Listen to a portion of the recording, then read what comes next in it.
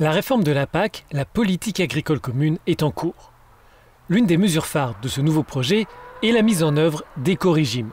Le principe est simple, il s'agit d'accorder des primes aux producteurs qui s'engagent dans des pratiques plus favorables à l'environnement.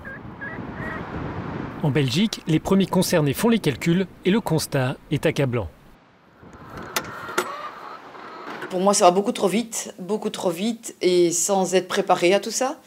Bon, oui, on nous explique tout ça, mais il faut des mesures, il faut mettre tout ça en place. Et c'est beaucoup de changements, et avec des budgets qui sont quand même fort rabotés. Pour notre ferme, on perd 10 000 euros d'une année à l'autre, et on a des compensations avec les éco-régimes, mais les compensations ne répondront jamais au manque à gagner des 10 000 euros. Parce qu'on va avoir des primes, on va avoir des rendements en moins, et les rendements, il n'y a personne qui nous les payeront.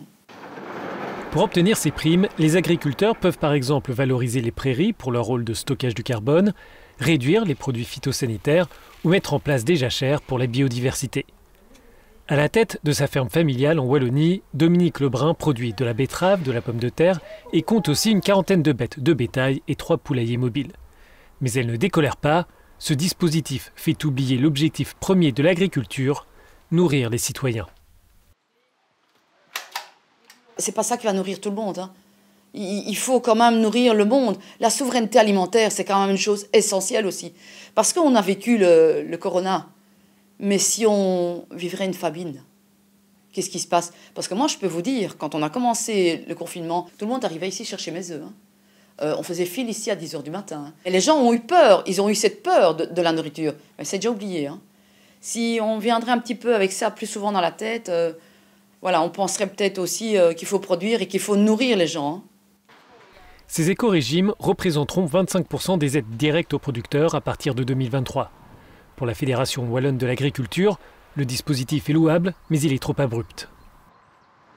Ce qui est problématique dans la manière dont il a été conceptualisé, c'est cette façon de rendre obligatoire quelque chose en disant « c'est volontaire, vous pouvez » et on va amener les agriculteurs. Encore une fois, on les amène de manière trop brutale. On leur donne un gap. 25%, je ne sais pas qui aujourd'hui accepterait de dire « je consacre un quart de mon salaire à faire quelque chose de bien pour l'environnement ». Je ne sais franchement pas quel citoyen serait d'accord de le faire. La Fédération wallonne souligne qu'au cours des 30 dernières années, le secteur a diminué de 20% ses émissions de gaz à effet de serre. Pour le moment, les producteurs sortent leur calculatrice afin d'ajuster au mieux leurs exploitations à ces nouvelles mesures environnementales.